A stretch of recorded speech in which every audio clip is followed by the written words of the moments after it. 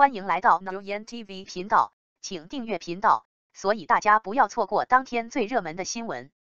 我们今天的时事通讯包括以下内容：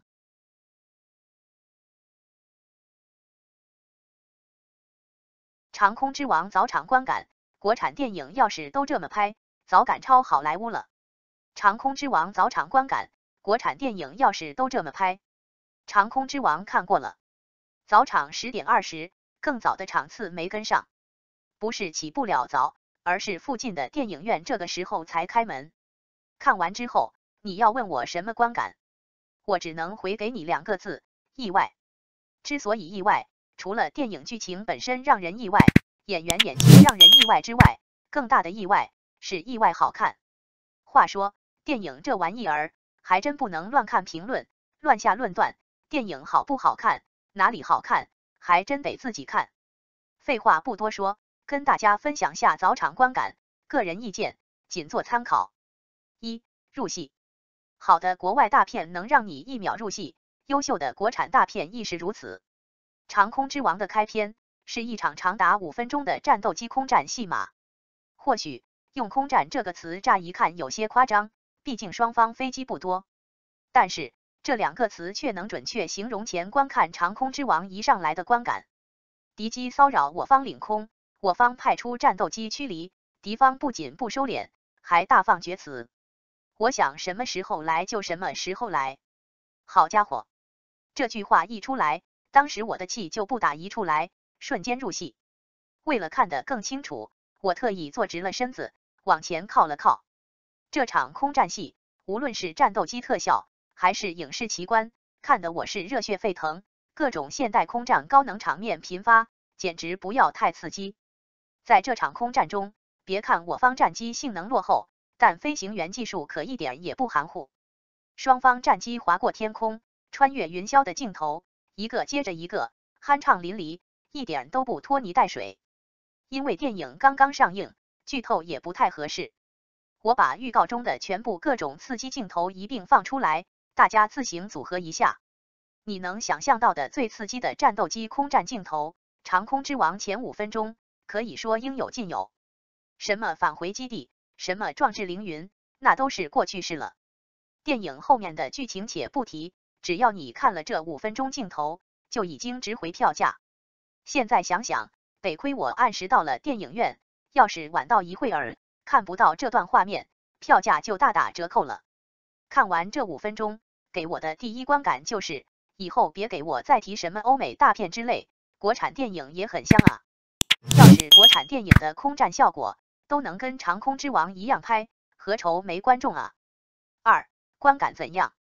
在看长空之王前，我看到了不少电影场次或者是提前观影的评论，这些评论中经常会提到一个词，那就是感动。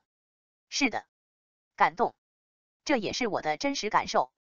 试飞员们不怕牺牲，敢于牺牲的英雄精神，的确让泪目。在电影中，试飞员们为了试出更好的飞机，提供更好的数据，往往需要以身犯险，冒着飞机出事的风险，顶着自己的身体极限，挑战飞机的性能极限完成任务。在这种背景下，一个小小的状况，很有可能就是一个试飞员的生命。而真正要再次解决这个故障，还需要试飞员按照原定故障产生环境再来一遍。小编看到他们面对险情的时候，面对生死，面对绝望，却依然还想着完成任务，那种大无畏的精神，真的是让我数次共情，眼泪不自觉往下流。但是我看完长空之王，除了感动之外，我还有一种自豪感，一种沉浸式的爽感。尤其是看到我方各个型号的飞机翱翔蓝天的时候，那种兴奋感由内而外升腾全身。咱们的新式隐形战机亮相的瞬间，咱们的泰山发动机列装测试空中喷火的瞬间，还有新式隐形战机歼20列装之后，面对敌人挑衅主动出击，给对方还以颜色的戏码，真的是让人无比自豪。说实话，看完长空之王，我吃中午饭的时候就一直在想着，啥时候这部电影能出一个战机纯享版剧情，那我一定反复观看，长久珍藏。电影上映之前，我放低期待，希望这部电影千万不要跟《壮志凌云2》相差太远。但是看了电影之后，我想说《壮志凌云2》也别嘚瑟，照着《长空之王》的这个水准拍空战戏，再给些时日，我相信咱就要赶超他们了。3. 演员演技如何？《长空之王》的主演是王一博、胡军、周冬雨，主要配角有于适、卜玉、王庆祥、郑晓宁、田壮壮、程泰深的等。演员阵容雄厚，有年轻偶像演员，也有中生代实力派，还有老戏骨，可以说是要啥有啥，妥妥的国产大片配置。其一，胡军，《长空之王》看完，你要问我谁演的最好，我会毫不犹豫的告诉你，胡军。从扮演的角色来说，戏剧冲突更为完整，角色塑造戏份更多的是的王一博扮演的雷雨。但是演得最好，演得最像，同时给观众带来更多共鸣，毫无疑问是张挺的扮演者胡军。张挺是试飞员大队的队长，同时也是雷雨的伯乐，正是他发现了雷雨，并引荐雷雨进入了战斗机试飞大队，同时也是他在雷雨遇到心理问题的时候，没有放弃他，主动引导他走出了困境。说实话，看了《长空之王》，我觉得怎么夸胡军都不过分，他真的是演啥像啥，演技极为细腻，塑造角色传神又立体。看他的戏，真的是给你一种沉浸式的观感，能让你不自觉的共情。尤其是雷雨跳伞回到基地后，在换衣间跟同事起冲突那场戏，虽然张挺一上来说话骂骂咧咧，粗话不少，但却勾据戳中内心。这段戏，胡军演绎的极为形象，将老试飞员的担当传神的演绎了出来。胡军在《长空之王》中的表现，给人的感觉都有种收着演的感觉，没有发挥出他的全部实力。其二，王一博。看到演员表，我也知道大家的担心主角王一博，不吹不黑，我也一样。王一博在一众实力派演员中，算是最年轻，表演经验最少的那一位。在电影中，他作为主角，拥有最多的戏份。他如果发挥不好，将会严重影响整部电影的质感。但是，结果出乎我的预料。看电影之前，忧心忡忡，看了不过几分钟，心中的石头落了地。整部电影看完，王一博虽然没有胡军那么出彩，但其实也算是中规中矩完成了角色。看得出来，王一博的个人演技比之前的作品已经有了长足的进步。不耍帅，不扮酷，扎扎实实演戏，王一博的表现远远高于我的预期，这也是一大意外。说实在的，以后大家看影视作品之前，还真不能妄下论断。士别三日，当刮目相看。角色不同，演员状态不同，最终呈现的观感可能也不同。其三，周冬雨。在《长空之王》中，周冬雨扮演沈天然，是一名航医，主要负责试飞员团队的各种身体检测数据，以及实时监测每个队员的身体健康，以保证试飞员能在更好的状态下完成工作和任务。在看《长空之王》之前，我在演员表上看到王一博和周冬雨，我当即就以为他俩的戏份不会少，至少周冬雨的戏份不会太少，甚至我已经预想到二人会有一场爱恋。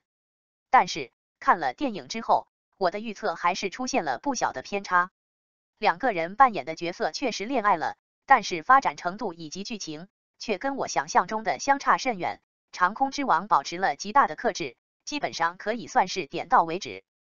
而周冬雨在电影中的戏份也没有我想象中的那么多，甚至跟胡军比起来都要相差很多，这大大出乎我的预料。所以那些担心感情戏影响剧情的观众可以放心观看，这部电影真的很直男。那么戏份少，给周冬雨的发挥空间就少。所以如果周冬雨给你的存在感很低，不要大惊小怪，这纯粹就是角色设置问题，跟演员本身的演技关系不大。其四，王庆祥、郑晓宁、程泰深、田壮壮。除了以上三位主演之外，四位实力派王庆祥、郑晓宁、程泰深还有田壮壮在电影中的戏份也不少。他们四个的角色分别出现在了电影不同的阶段，也发挥了不同的作用。整部电影看完，也正是他们几个一起托起了整部电影的演技，提升了整部电影的质感。看这些戏骨实力派演技，给人一种感觉，那就是演员演技真不能比较。演员不同，角色不同，效果真的是千差万别。老戏骨们跟年轻演员的演技比起来，优与劣真的是一目了然。4. 多说一句，不单单我喜欢，《长空之王》的票房成绩也不错。截至目前，该片上映仅10小时，就已经拿下7000万票房，说明大家已经用实际行动投了票。说实在的，《长空之王》这部电影有大量的镜头是关于战斗机的，这就导致其实是飞员的个人表现在这部剧中是有所弱化的。无论是哪一个角色，一旦上了飞机，观众们的目光都会不自觉放到飞机身上。你要说战斗机是这部电影的主角，一点都不过分。在这个背景下，演员演技的好坏对电影有影响，但已经大大弱化。在我看来，不仅仅路人观众可以观看，军迷朋友们也可以放心观看。我坚信，当你看到《长空之王》空战剧情后，你会回来感谢我的。大家看了《长空之王》了吗？感谢您观看视频。如果您觉得本时事通讯有用，请不要忘记点赞、评论和订阅。祝您生活愉快，充满活力。再见。